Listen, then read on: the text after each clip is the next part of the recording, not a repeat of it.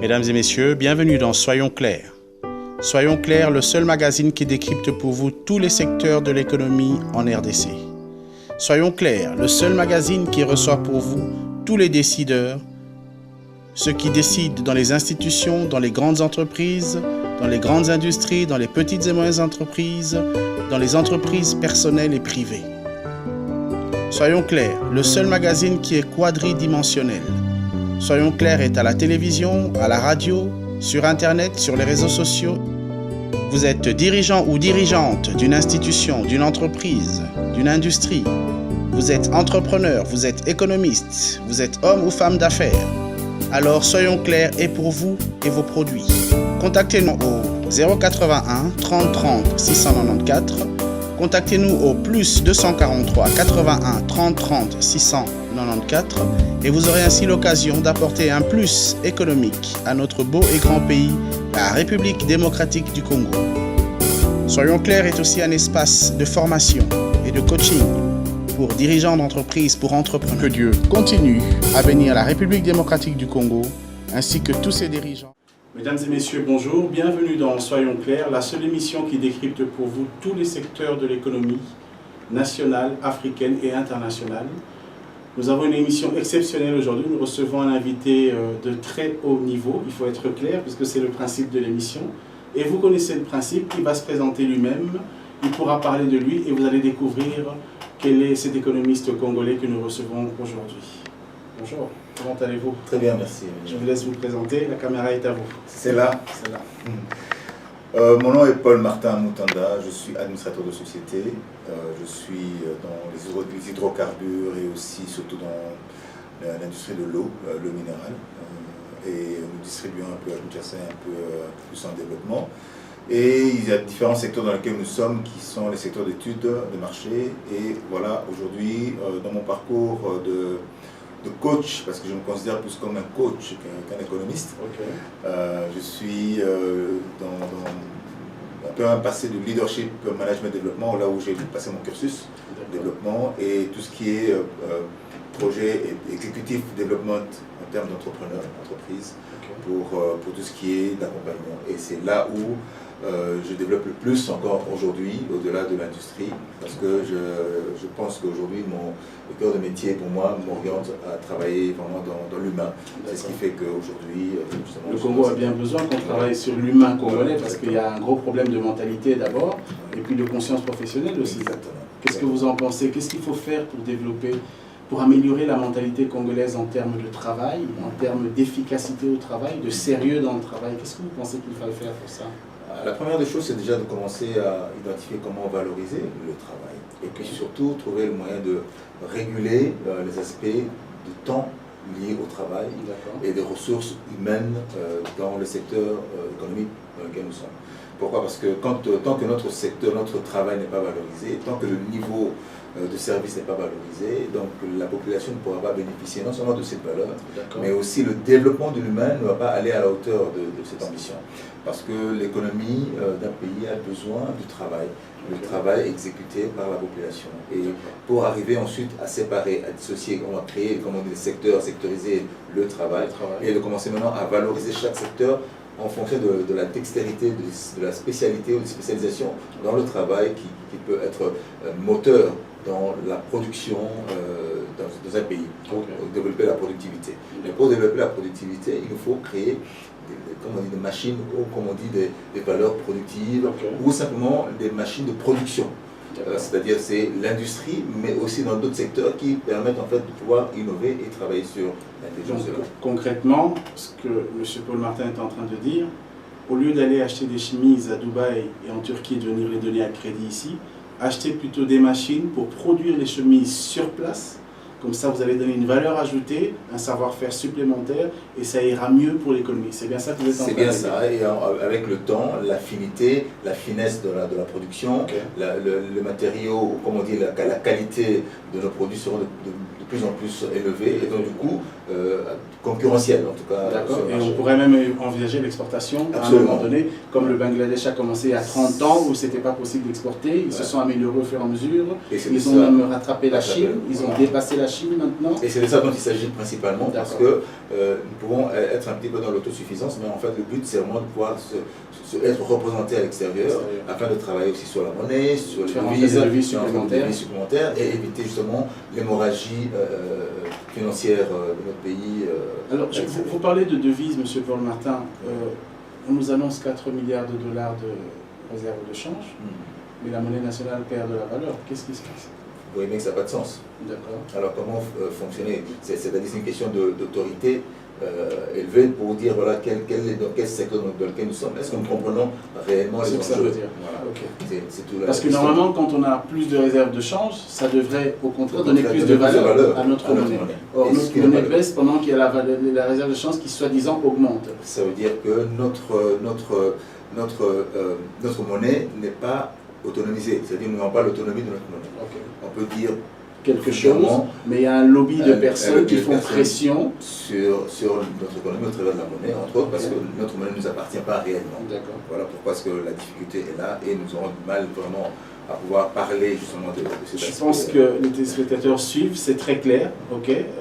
La monnaie, apparemment, n'est pas totalement sous contrôle, puisque économiquement parlant, plus vous avez des réserves de change, plus votre monnaie se renforce. C'est ce que nous voyons d'ailleurs avec la Russie de Poutine actuellement, qui fait rentrer 1,5 milliard de dollars par jour ou d'euros, puisque c'est la contrepartie maintenant, c'est la même parité.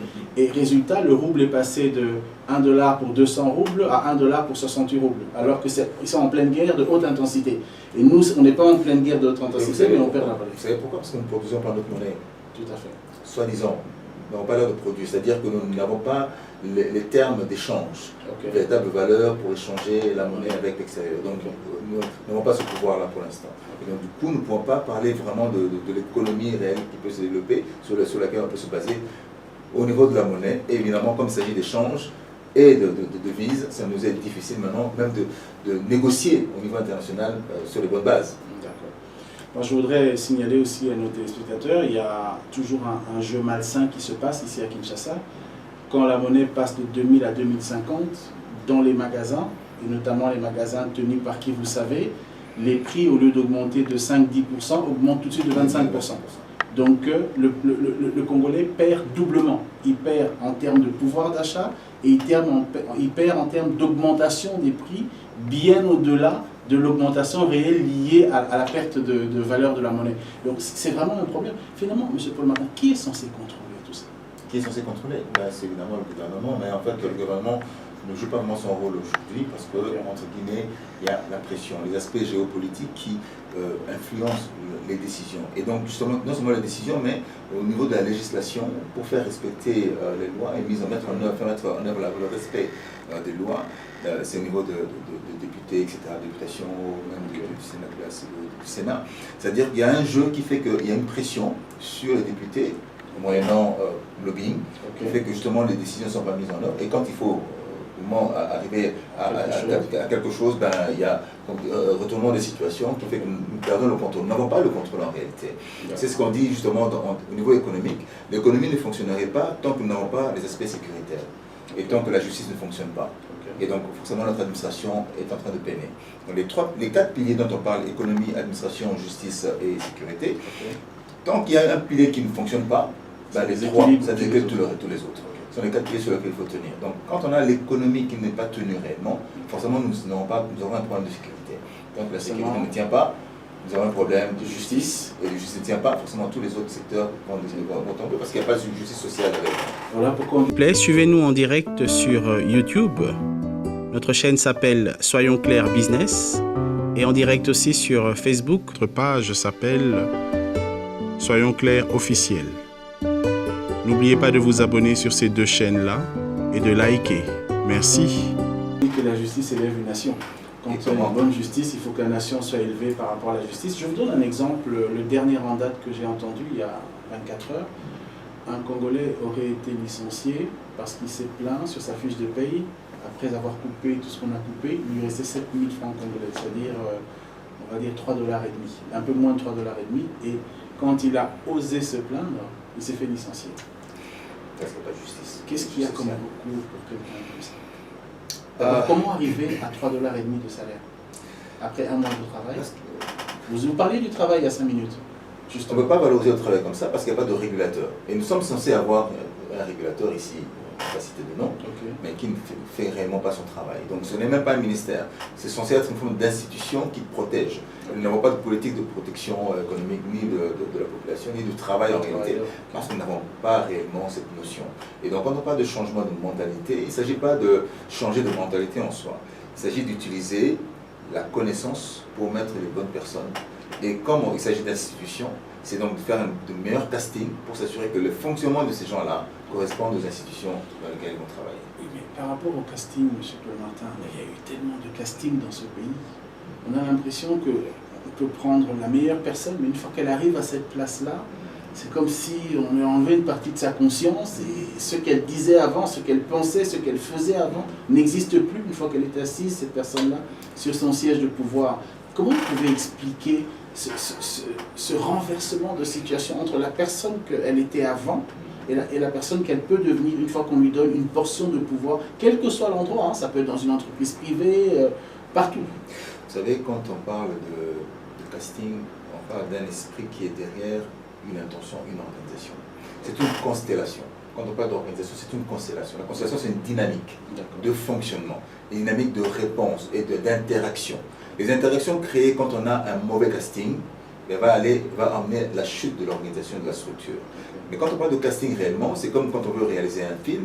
Quel est le film qu'on veut réaliser? Si nous n'avons pas la vision du film, quel casting? On ne peut pas choisir le bon acteur.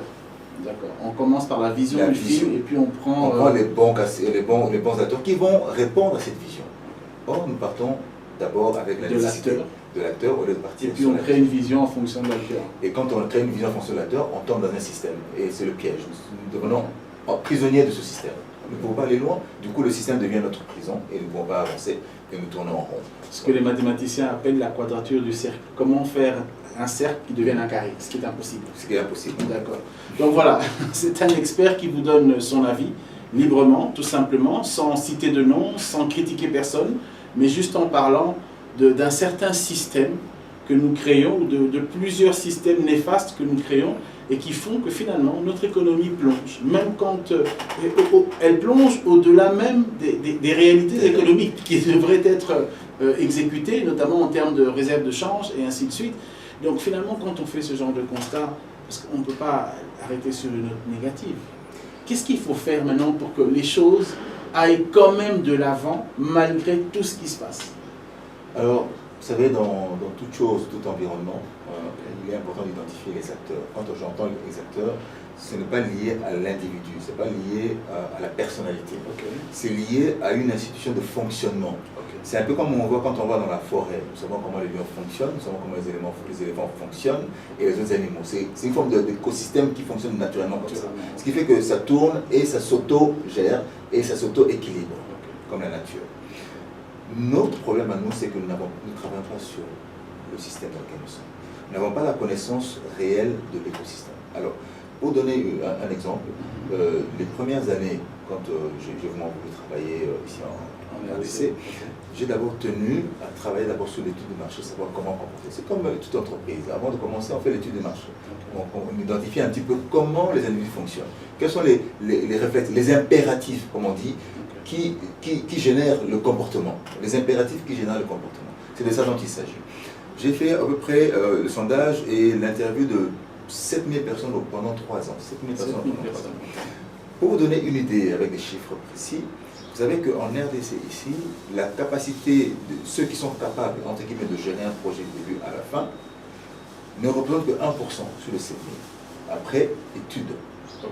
3 ans. On ne parle pas en l'air, on parle de quelque chose qui a été étudié, analysé, sondé. Un seul pourcent. Ça veut dire que quand on a un problème de gestion de projet, on est confronté à la capacité d'emmener une situation d'un point A à un point B. De la même manière, quand il faut emmener une situation familiale, une organisation, nous avons besoin de savoir comment gérer ce projet et l'emmener de A à Z. Ici, en RDC, selon les études, 7000 quand même, c'est que j'ai dépassé carrément, on dit en termes de... Un sondage en général, c'est 1500 personnes, voilà. Mais 7000, un seul pourcent. Ça veut dire que nous avons un problème, d'ailleurs le chef de l'État le disait, ici en RDC, c'est que nous avons beaucoup de projets, nous avons beaucoup de potentiel, mais il manque des chefs de projet. C'est bon pilote. Donc, et donc ça veut dire quoi? Ça veut dire que nous avons un problème d'environnement identifié, effectivement, avoir une adéquation, comme on dit, de problèmes sur le terrain et des besoins que nous avons.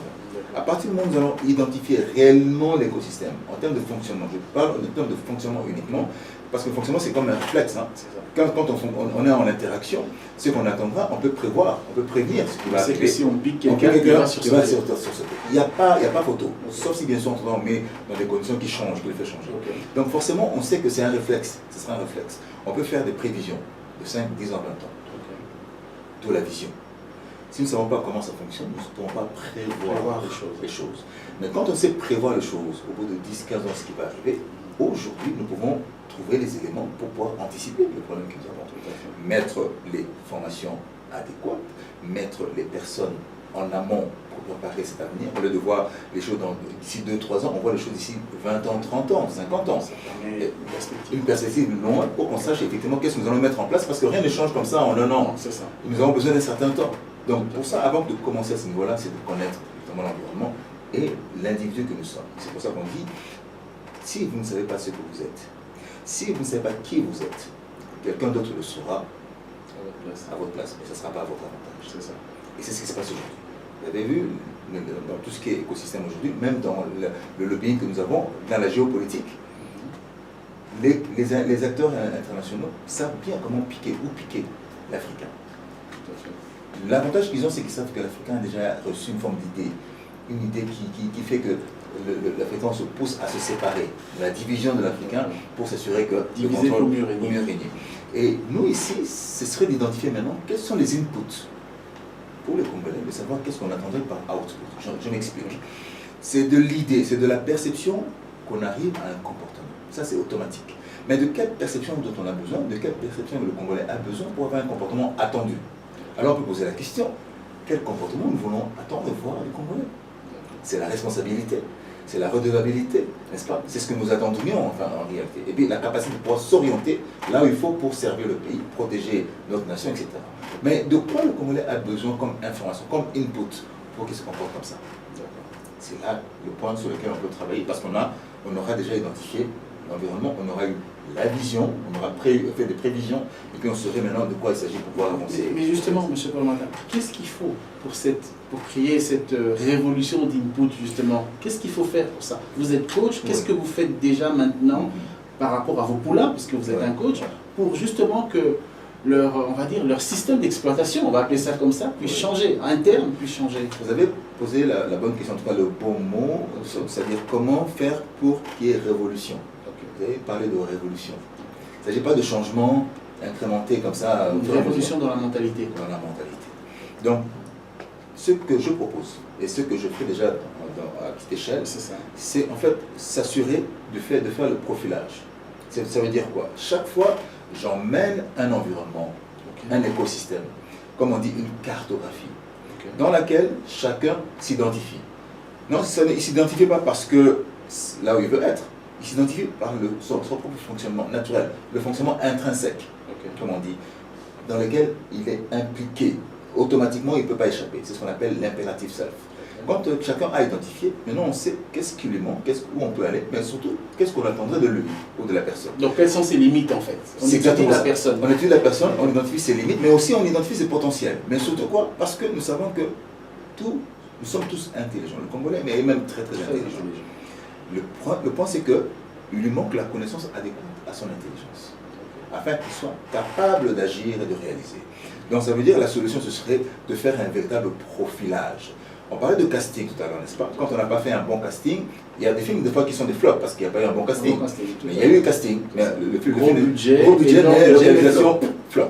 Pourquoi? Parce qu'on n'a pas fait un véritable profilage par rapport à l'écosystème, par rapport à la vision et ce qu'on attend. Suivez-nous en direct sur YouTube. Notre chaîne s'appelle Soyons Clairs Business et en direct aussi sur Facebook. Notre page s'appelle Soyons Clairs Officiel. N'oubliez pas de vous abonner sur ces deux chaînes-là et de liker.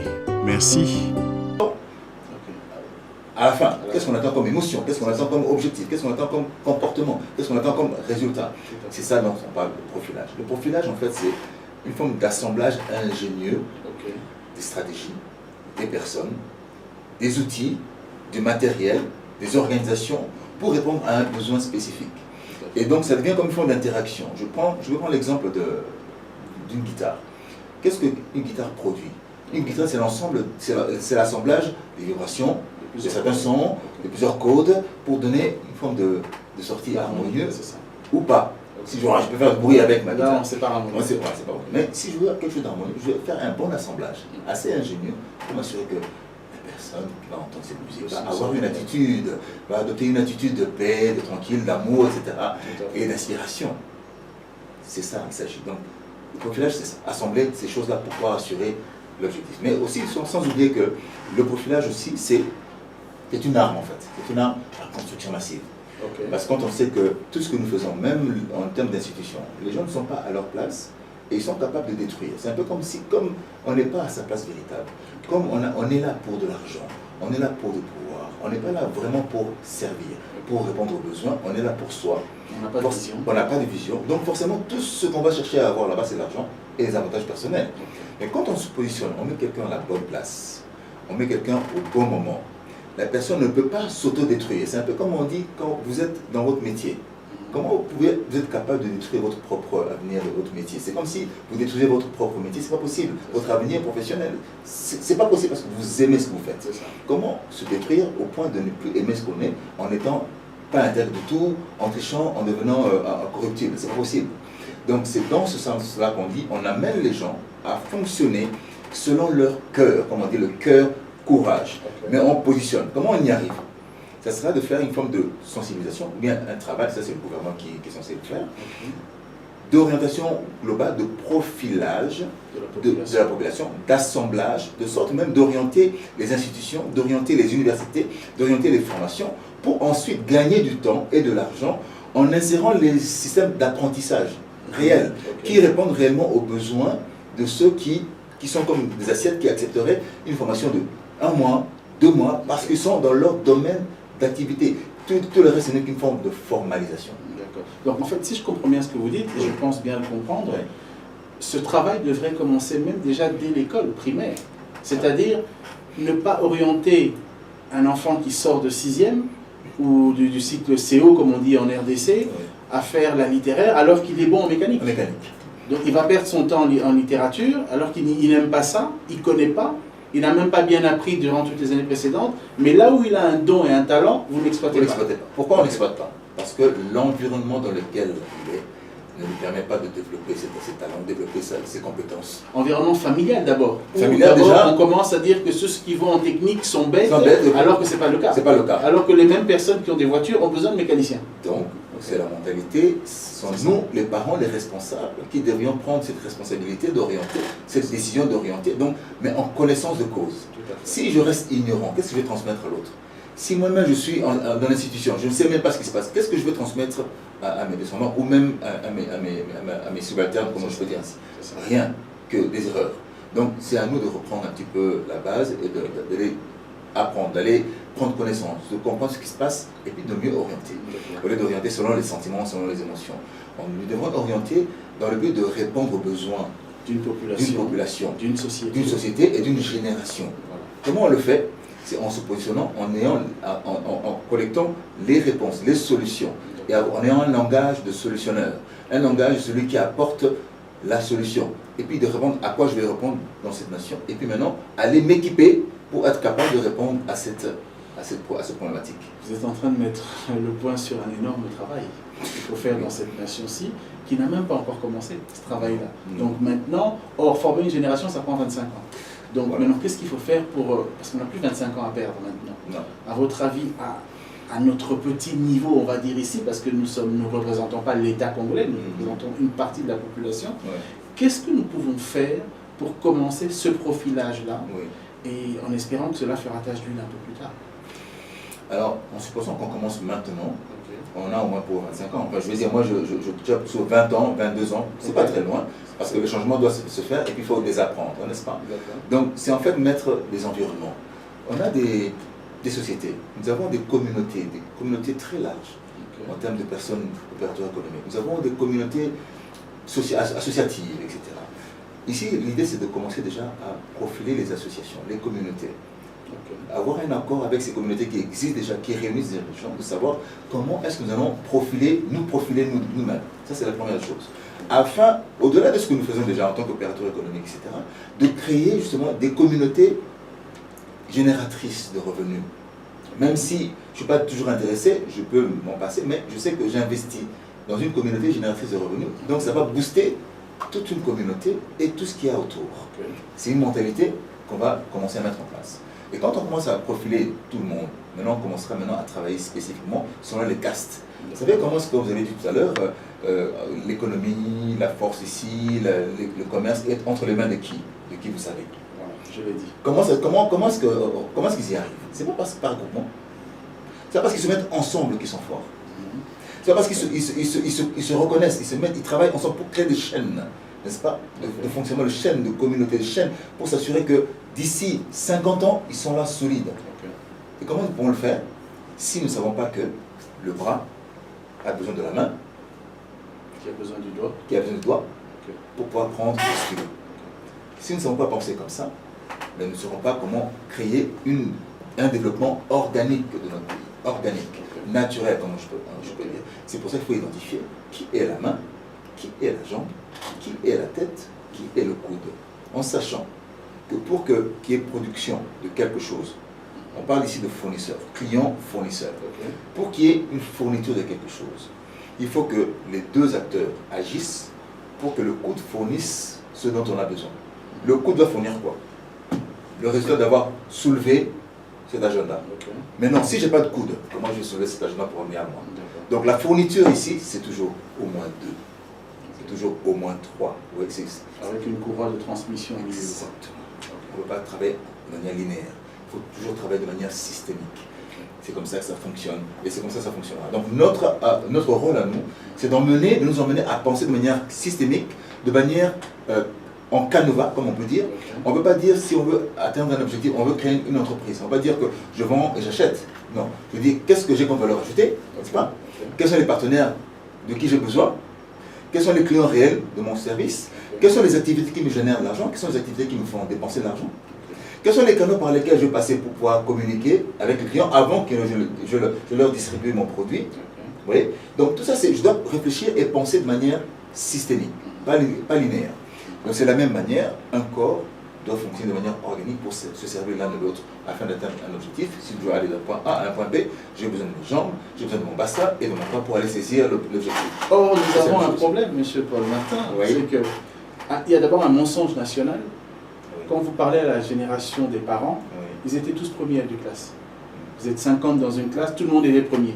Alors on se demande, mais comment est-ce qu'on peut être 50 premiers dans une classe? Il y a déjà oui, ça a circulé, ça circule depuis 30 ans dans ce pays-ci. Tout le monde pousse à être le premier, mais on oublie qu'il n'y a qu'un seul premier. Même dans une entreprise, il n'y a qu'un seul numéro 1. Dans un État, il y a un chef d'État. Malheureusement, on est dans un pays où tout le monde se fait appeler président. Donc, résultat, c'est entrer dans la mentalité, tout le monde est président de ceci, président de son quartier, président de sa rue, président de ceci. Résultat, on n'avance pas avec ça. Donc, au niveau de la mentalité congolaise, ce que vous dites est très important. Il faudrait déjà commencer à faire comprendre à tout le monde que tout le monde ne peut pas jouer le premier rôle dans le casting congolais. Tout le monde ne peut pas être à la tête d'une entreprise parce que celui qui est à la tête a besoin de son chauffeur, a besoin de sa secrétaire, a besoin de ceci pour que l'entreprise fonctionne. Mais si tout le monde devrait être PDG, quand est-ce qu'il y aura des secrétaires? Quand est-ce qu'il y aura des chauffeurs? Quand est-ce qu'il y aura des ouvriers? Donc ce que vous dites est tellement capital. Moi, je tiens vraiment à vous appuyer. On va réfléchir ensemble parce que Soyons Clairs n'est pas qu'une émission, c'est aussi un institut de réflexion et de mise en action de ce qu'on réfléchit. D'accord? Parce que c'est un problème qui est grave. Quand vous demandez aux gens, même vous allez ici, j'ai déjà fait des sondages dans des écoles, vous demandez à un enfant qu'est-ce que tu veux plus tard, il répond ministre, il répond PDG. Mais si tout... S'il vous plaît, suivez-nous en direct sur YouTube. Notre chaîne s'appelle Soyons Clairs Business. Et en direct aussi sur Facebook. Notre page s'appelle Soyons Clairs Officiel. N'oubliez pas de vous abonner sur ces deux chaînes-là et de liker. Merci. Les enfants veulent le PDG. Qui va travailler pour cette entreprise-là? c'est ce qui fait que les enfants, les jeunes, les personnes cherchent d'abord à avoir les titres au lieu d'avoir la connaissance ou même savoir comment jouer ce rôle-là avant de devenir titre, ministre. Donc c'est l'éducation, c'est cette éducation qu'on doit amener et grâce à Dieu, le profilage est un outil puissant, non seulement pour pouvoir amener les gens à s'identifier dans le fonctionnement de notre système, mais comment est-ce qu'ils peuvent être leaders dans leur secteur d'activité. Je ne suis pas ministre, mais je suis leader, moi en tant que avocat ou en tant que tirkaba ou peu importe, ou bien en tant qu'exécutant un agent, mais je suis leader dans cette façon de faire. Pourquoi? Parce que j'ai adopté un langage commun pour réussir dans cette nation, pour pouvoir coopter tout le monde, pour pouvoir mobiliser notre leadership. Il nous faut chercher à utiliser et à adopter un langage commun. Et grâce au profilage, nous avons justement un moyen. Et aujourd'hui, je peux dire aujourd'hui que le gouvernement ou le chef de l'État a une arme entre les mains. Il a une ressource qu'il peut utiliser aujourd'hui. Il suffit de tester à petite échelle. Il verra les résultats impressionnants qu'on peut obtenir avec ça. C'est ce que j'observe quand je fais le profilage. Les gens sont épatés. C'est-à-dire, la dernière fois, je viens de faire une formation de 100 participants qui n'avaient pas forcément les moyens, mais aujourd'hui, c'est des choses d'entreprise. Ça s'est passé il y a 3 mois de cela. Aujourd'hui, quasiment tout le monde des choses d'entreprise commence à générer de l'argent. C'est-à-dire que c'est facile. Je dis c'est facile, pourquoi? Parce qu'il faut avoir la volonté. Mais en même temps, cet aspect d'approche, de profilage, quand c'est national, ça devient puissant et ça peut positionner un pays. Et c'est là qu'on dit, on peut espérer que d'ici 20 ans, 25 ans, qu'on commence à voir le changement réel et notre position du pays dans l'écosystème international. Mais surtout, le plus important, c'est qu'on doit comprendre que nous devons, nous, être générateurs de valeur et nous positionner pour que nous puissions devenir une nation riche dans un pays riche. Je vous donne 2 exemples pour vous appuyer. Oui. Aujourd'hui, tout le monde encense la Chine, deuxième puissance mondiale économique, mais ça fait 50 ans que les Chinois travaillent pour devenir cela. Voilà. Deuxième exemple en date, ça s'est passé hier, les 75 ans d'indépendance de l'Inde. Le Premier ministre, chef du gouvernement de l'Inde, c'est lui qui dirigea, parce qu'il n'y a pas de président en Inde, il a dit, la vision, c'est que dans 25 ans, on devienne une économie prospère. On est vraiment dans les mêmes chiffres. Dans les mêmes chiffres. 25 ans. Imaginez-vous, vous avez un dirigeant qui vous donne une vision à 25 ans. Non pas à un an, mais à 2 ans. C'est impossible de tenir cela. Et je mets au défi nos téléspectateurs d'aller sur Internet, de retrouver, ça s'est passé exactement le 15 août, les 25 ans de l'Inde. Le Premier ministre, Narendra Modi, a dit « La vision que j'implante maintenant dans ce pays, c'est que dans 25 ans, nous devenions une économie prospère. Pas encore un pays riche. » Il n'a pas dit ça. Il a dit un pays à revenu intermédiaire. Tout simplement. La classe moyenne développée. Voilà, la classe moyenne développée qui n'existe pas en RDC. Donc, il y a vraiment un travail énorme. Moi, je pense qu'en tant qu'experts, nous ne pouvons pas rester les bras croisés. Nous devons faire notre part. Et ensuite, les autres suivront. Ceux qui suivront. Ceux qui ne voudront pas, ben, ils resteront dans le marasme économique et puis les choses évolueront. C'est le jeu de la vie. Le problème, c'est que nous sommes dans des situations nationales. Hein? C'est national. Et quand on est dans la nation, on est pris dans le piège d'une forme de circuit, d'un système hypnotique. Pourquoi? Parce que nous avons les institutions. Nous sommes obligés de répondre aux obligations de la loi fiscale, obligés de répondre aux lois nationales. Nous sommes obligés de répondre au gouvernement s'il décide. C'est ce cycle hypnotique dans lequel nous nous enfermons qu'on appelle système. Ici, l'idée, c'est quoi? C'est qu'il faut sortir de ce système-là. En étant dans ce système, on peut en sortir en créant un autre système dans le système. Et c'est ce système-là qui va devenir le bras armé, si on veut, des institutions, le bras armé des ministères, le bras armé du gouvernement, le bras armé des communautés. On ne parle pas d'armes, on parle de bras travailleurs. Bras travailleurs, oui. Bosser, quoi, parce que quand on parle d'armes, on parle d'armes qui construisent. C'est-à-dire que, pourquoi on parle d'armes? Parce que quand on parle, une arme a toujours une connotation de destruction. Et généralement, c'est souvent massif. C'est souvent massif. C'est trop fort, c'est trop puissant et c'est choquant. Vous avez parlé de révolution. C'est cette arme-là dont nous avons besoin, que nous avons déjà. Et que si aujourd'hui le gouvernement veut l'utiliser, il peut l'utiliser. Et comme on dit, ce n'est pas si compliqué que ça si on s'y prend. Aussi en même temps dans la sensibilisation. Mais surtout quand on dit, vous savez, quand on a fait la cartographie, même quand je fais la cartographie, je sais maintenant que j'ai à peu près 25%, je vais dire 23,5, 23, 24, il faut que je vois mes chiffres, mon pourcentage, de Congolais qui est très administratif. Très administratif. Nous avons 21% qui est très développement humain, prêtrise, enseignement, pasteur, etc. 21%. Donc vous imaginez maintenant quel langage va falloir utiliser pour sensibiliser. Ça devient facile parce que nous allons utiliser le langage qui leur parle pour les emmener à un point B afin d'avancer. Donc avec le profilage, ça devient encore plus facile pour le gouvernement, pour les choix de l'État, de sensibiliser et de coopter tout le monde. Pourquoi? Parce que c'est là qu'il va utiliser son leadership. Je m'explique. Quand on a cette autorité qui n'est pas encore forcément posée selon les institutions et selon ce que nous voyons dans notre environnement, c'est simplement parce qu'il y a un problème de confiance. Dans le leadership, il faut sensibiliser et mobiliser et créer la confiance. La confiance se crée, on parle de fiducie, parce qu'on voit qu'il y a des réponses, il y a du travail qui est visible à tout le monde, donc ça inspire confiance. Mais quand on commence à avoir confiance, on commence à toucher l'authenticité des gens, le cœur des autres, parce qu'il y a la confiance qui se met en place, qui s'installe. Mais quand ces deux-là commencent à être touchés, qu'est-ce qu'on fait? On touche l'autorité qu'on a, l'autorité commune, on se positionne. Et quand on se positionne, qu'est-ce qu'on mobilise? La force intérieure, la collaboration et l'engagement des uns des autres. Là, vous savez que vous avez utilisé le leadership, non seulement de la nation, mais aussi du chef et du gouvernement. Et c'est là qu'il faut passer par le profilage. Nous arrivons à identifier, à mobiliser tout cela pour permettre justement de pouvoir mettre en place des actions. Au fur et à mesure que nous allons avancer, nous allons devoir utiliser et travailler avec des acteurs qui sont acteurs clés, opérateurs, pour s'assurer de l'implémentation. Parce que sinon, on risque d'avoir des idées, mais si on doit commencer maintenant, il nous faut commencer à travailler avec des acteurs non seulement volontaires, mais capables, parce que nous aurons orienté, nous aurons identifié leur fonctionnement intrinsèque qui correspondrait à leur mission sur le terrain. Donc, mesdames et messieurs, vous suivez cette émission, soyons clairs, et nous sommes clairs. Il y a un problème de profilage, mettre les bonnes personnes aux bons endroits. Il y a un problème de révolution de la mentalité. Il y a un problème d'utiliser l'arme, les bras congolais, parce qu'en fait, c'est pour ça d'ailleurs qu'en anglais, bras se dit arme. Bras se dit arme en anglais. Donc, ça veut dire utiliser les bras congolais au bon endroit pour faire les bonnes choses. Je pense que les anglophones ont compris ça il y a très longtemps. C'est pour ça qu'ils ont appelé arme-bras. Justement. Ça tombe, justement, tout à fait. Donc voilà, l'émission est très claire. Chercher à profiler les gens. Nous allons, avec bien sûr notre expert ici présent, M. Paul-Martin Mutanda, faire notre part pour avoir un institut de profilage, que ça commence au niveau primaire, au niveau secondaire, dans les universités bien entendu aussi. Quelqu'un qui fait médecine alors qu'il a horreur du sang n'a rien à faire en médecine.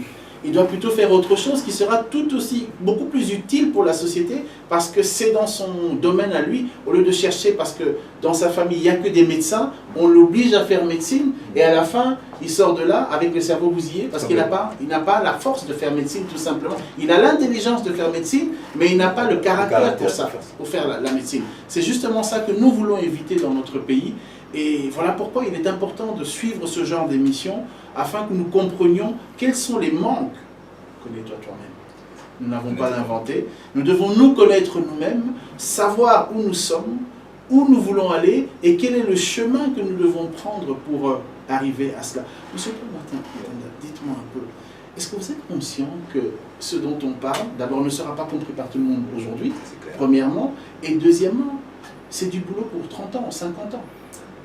Oui, en fait, pour plus que 50 ans. Plus que 50 ans. Parce que dans cette optique, on crée de l'emploi, on crée des ressources pour toute la nation. Et puis on crée des stratégies et de l'autonomisation. On entre dans une véritable autonomisation. On n'a plus besoin d'être derrière les gens parce qu'ils sauront déjà quoi faire, parce qu'ils auront déjà la vision, l'orientation, grâce au profilage. Mais sans oublier, vous savez, quand on fait le profilage, on cherche quoi? On cherche en fait à anticiper le problème. Aujourd'hui, quand nous sommes, entre guillemets, la mentalité, comme on dit, n'est pas au beau fixe, le Congolais n'est pas au beau fixe, c'est simplement parce que le Congolais a adopté des activités qui ne correspondent pas. C'est un peu comme si vous voyez, vous avez remarqué, non, une forme de lion, un lionceau, qui vit avec des, comment on appelle ça, je sais pas moi, des vaches, alors que normalement c'est le repas d'un lion, avec des vaches. Donc, du coup, il commence à considérer la vache comme sa maman, en grandissant un petit enfant avec la vache. Donc, il ne peut pas manger la vache pour se nourrir. Donc, les activités quotidiennes d'un individu donnent accès à son âme. Et son intelligence modifie et peut-être aussi changer dans sa manière de fonctionner de vie. Tout à fait. Imaginez-vous les activités quotidiennes d'une nation. Où est-ce que va mener un pays. 100 millions de personnes. Où est-ce que ces comportements-là, ils ne sont pas adéquats, ils sont en inadéquation avec leur âme, leur cœur. Forcément, c'est pour tourner le pays, en fait, le pays chamboulé, parce que les gens ne sont pas à leur place. Vous imaginez un petit peu. Et on s'étonne effectivement qu'il y ait 87% de chômage, au moins, en RDC, et que le Congolais est assis sur de l'or, mais n'est pas capable d'optimiser, même de rentabiliser ce sur quoi il est assis. Est-ce que vous comprenez ça? Donc c'est pour dire, c'est pas une question de bêtises, d'intelligence, ou bien de... Non, non, c'est vraiment une question de l'âme. On ne nous voit plus, parce que notre attention est orientée ailleurs, et que nous n'avons pas les bons inputs, nous n'avons pas la bonne perception, parce que nos activités quotidiennes nous détournent de l'essentiel, pour que nous puissions être celui qui va produire, ceux qui vont produire. Voilà un peu un des gros problèmes qui fait que on a besoin de 25 ans au moins pour que ça change. Je vous donne un exemple. J'ai reçu une dame dernièrement qui me parlait de la problématique des séries, les novellas, qui détournent plusieurs générations de femmes congolaises qui, vivant à Kinsuka, Gombe, Matete, ma campagne, Bumbu, veulent vivre comme en Argentine, veulent vivre comme dans ces séries-là, ne se rendant pas compte que c'est un film, c'est un scénario monté de toutes pièces, ce n'est pas la réalité de la vie. Et ça crée même beaucoup de problèmes dans les relations de travail, dans les relations amoureuses, parce qu'elles veulent vivre, nos femmes, nos sœurs, nos mamans, nos tantines, comme les séries qu'elles voient, ne se rendant pas compte que le cadre n'est pas du tout le même. L'environnement n'est pas du tout le même, les comportements, les capacités ne sont pas les mêmes. Tout à fait. Et entre-temps, les gens travaillent pour produire, même si à côté, ils vivent leur novelas. C'est ça. D'autres sont... Et j'insiste là-dessus parce que vous étiez en train de dire il y a une minute, on veut vivre en dehors de sa réalité. Et quand on vit en dehors de sa réalité, ben voilà, on nous distrait avec des novellas, on nous distrait avec ceci, on nous distrait avec cela. Résultat, les gens ne sont pas à leur place. Donc voilà un peu un des piliers importants qui est le divertissement, tout ce qui est art et divertissement, le ministère. Quelle est sa responsabilité aujourd'hui? Est-ce que nous ne devrions pas protéger la population, la nation, en emmenant les bonnes informations? Parce que c'est au fur et à mesure que les personnes, les dames, perçoivent ce style de vie, ils s'adaptent à ce style de vie. Ils adoptent ce style de vie, et finalement qui n'est pas du tout en adéquation avec leur réalité. Et vous imaginez la perte de ressources, la perte de conscience. Et comment nous allons nous en sortir dans ce cas-là? La perte d'éducation au niveau de leurs enfants. Justement, parce qu'elles apprennent ça des novellas, et puis elles veulent faire comprendre ça à leurs enfants, qui eux grandissent avec cette mentalité novellas-là, et c'est le bordel. Et ça me perd. C'est pour ça qu'on parle, vraiment, c'est de la perception que nous allons observer le comportement. Qu'est-ce que nous allons apporter comme input au quotidien du Congolais pour nous assurer que le comportement va être en adéquation avec le besoin du pays, qui est justement la renaissance, le développement, l'économie et aussi l'autonomie du pays, en tout cas en termes de Congolais qui doit s'enrichir et être capable de produire. Je voulais vous féliciter aussi parce que vous avez dit au début de l'émission que vous êtes investi dans l'eau, qui est le grand défi du futur, bien plus que le coltan, bien plus que le diamant. Il y aura une grande guerre de l'eau qui a déjà d'ailleurs commencé en souterrain. Juste vous féliciter par rapport à ça parce que vous avez été vraiment visionnaire. Vous savez que même l'eau potable de la RDC, le monde entier l'envie. N'envie pas que le diamant, que le coltan, mais même l'eau potable que nous n'avons pas encore commencé réellement à exploiter jusqu'aujourd'hui. Je parle de l'eau qui est dans les nappes aquifères depuis des millions et des millions d'années, alors que les autres ont vidé leurs nappes. Nous, on n'a même pas encore commencé à exploiter cela. Donc, un bon domaine aussi dans lequel il faut investir aussi, effectivement. Là, l'idée était vraiment venue de ma femme qui était moi, très, très éclairée. Et nous avons décidé d'aller dans ce sens-là parce que c'était ça qu'il fallait. Donc, en investissant dans ce secteur, nous anticipions aussi en même temps, même si aujourd'hui, le secteur de l'eau n'est pas rentable comme on peut imaginer. Mais c'est un investissement énorme qui est une forme de capital pour l'avenir. Oui, c'est vrai que, notamment en matière d'amortissement de véhicules, ça doit être compliqué parce que l'eau, c'est lourd. C'est lourd, ça pèse, et puis le contenant, il faut s'assurer que c'est le bon contenant pour acheminer l'eau, parce que tout ce que nous demandons, c'est l'eau. Le reste, ce sont que des canaux par lesquels nous allons acheminer l'eau. Ça peut être des bonbonnes, ça peut être des bidons, peu importe, mais c'est l'eau que nous vendons. Et du coup, l'acheminement de cette eau-là coûte beaucoup plus cher que l'eau même. Parce que l'eau, effectivement, peut être facilement contaminée aussi. C'est vrai. C'est un gros problème. Et c'est pour ça que nous avons focalisé vraiment sur la qualité de l'eau comparé à tout ce qui existe en RDC. C'est un investissement, mais il coûte cher à un moment, mais c'est un investissement pour la population. Et chacun, dans son domaine, doit avoir sa part sociale dans la contribution. C'est pour ça que je tenais à vous remercier. On va peut-être terminer cette émission avec un mot d'encouragement quand même, parce que le constat, il faut qu'il soit réel et réaliste. Il n'est pas très bon. Nous ne sommes pas les seuls à le dire. Non, malheureusement pas. D'autres ont parlé même de la mort du Que pays. Dieu continue à bénir la République démocratique du Congo, qu'il faut faire. ainsi que tous ses dirigeants. Si on doit quand même terminer sur une note positive, la caméra est là, qu'est-ce que vous pouvez dire à la population pour garder espoir, parce que l'espoir fait vivre, dit-on. Vous savez, partout dans le monde, nous sommes confrontés, on appelle ça au curseur de pouvoir. Soit c'est l'argent, soit c'est la force, soit c'est la notoriété, soit c'est la pression autour, soit c'est le lobbying international, etc. Tout ça, ça fait partie du système dans lequel nous sommes, qui nous empêche ou qui nous encourage, ou qui fait que les autres avancent et les autres n'y arrivent pas.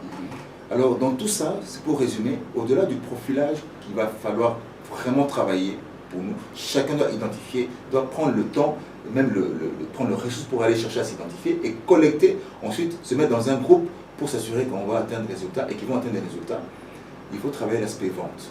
Vous savez, quand on parle, moi le premier, j'ai beaucoup critiqué la mentalité congolaise. J'ai dit, mais en même temps, au fur et à mesure que j'avançais, Dieu me fait m'éclairer un petit peu en disant, mais toi aussi tu es congolais, non? C'est-à-dire la mentalité congolaise, tu l'as aussi.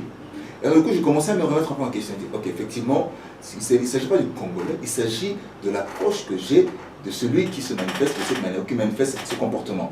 Comment je vais faire?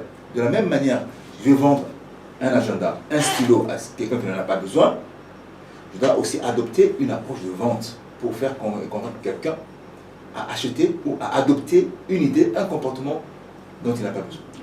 Donc, c'est l'approche de la vente. Donc, vendons, parce que la vente, c'est la vie, ce n'est pas qu'un métier, c'est vraiment la vie, et que tout le monde peut être un vendeur, en vendant ce dans quoi il est bon. Ça veut dire quoi? Vend l'accroche, vend le critère. Et que la personne qui va saisir uniquement ce petit critère va pouvoir commenter, à changer un petit peu, même s'il change à 20 degrés, un jour, il changera à 360 degrés. C'est pour ça que je conseille, au-delà de ça, qu'on doit faire le profilage et qu'on doit travailler sur des aspects de gestion de projet, apprenons à vendre une idée, un projet. Au lieu de chercher l'argent, cherchons à convaincre les gens qui vont adopter notre concept, notre idée, de sorte que nous puissions évoluer et avancer et commencer à avoir des successeurs de notre idée et de nos projets. Mesdames et messieurs, c'est clair, vous avez un expert qui vous parle avec son cœur d'ailleurs, puisqu'il vous a parlé même de l'aspect social des choses. Je voudrais insister sur une chose, il a dit ça en martelant là-dessus très fortement. Sur 100 personnes en RDC, sondage à l'appui, étude à l'appui, il y a une personne qui sait piloter un projet. Sur 100 personnes, il y a une personne, 1% des personnes qui savent piloter un projet. C'est un gros problème pour une nation, parce qu'une nation se pilote par différents projets. Et s'il n'y a pas de vrai pilote, cette nation ne peut pas décoller. Nous vous remercions d'avoir suivi cette émission. Nous revenons vers vous avec M. Paul Martin d'ici peu, parce qu'on voudrait vraiment être souvent avec lui, afin que la population comprenne ces choses-là et qu'elle puisse entrer dans cette vision de profilage, de pilotage, pour que les gens soient au bon endroit, à la bonne place, au bon moment. Que Dieu continue à bénir la République démocratique du Congo, l'Afrique entière, tous les dirigeants africains, notre dirigeant à nous, notre président à nous aussi, tous ceux qui ont un poste de responsabilité dans ce pays, tous ceux qui ont un poste de responsabilité dans nos familles, parce que c'est là que commencent souvent les vrais problèmes, dans nos familles. Tu es l'oncle de la famille, tu es le grand frère de la famille, tu es le papa de la famille. Sagesse en avant, sinon c'est la famille qui est en désarroi. Merci.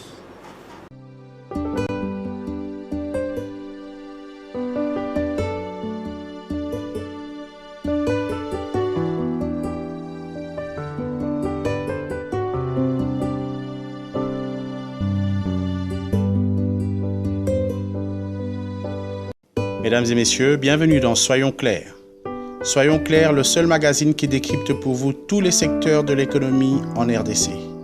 Soyons clairs, le seul magazine qui reçoit pour vous tous les décideurs, ceux qui décident dans les institutions, dans les grandes entreprises, dans les grandes industries, dans les petites et moyennes entreprises, dans les entreprises personnelles et privées.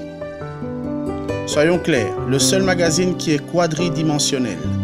Soyons clairs est à la télévision, à la radio, sur Internet, sur les réseaux sociaux Vous êtes dirigeant ou dirigeante d'une institution, d'une entreprise, d'une industrie. Vous êtes entrepreneur, vous êtes économiste, vous êtes homme ou femme d'affaires. Alors Soyons Clairs est pour vous et vos produits. Contactez-nous au 081 30 30 694. Contactez-nous au plus 243 81 30 30 694 et vous aurez ainsi l'occasion d'apporter un plus économique à notre beau et grand pays, la République démocratique du Congo. Soyons Clairs est aussi un espace de formation et de coaching pour dirigeants d'entreprise, pour entrepreneurs.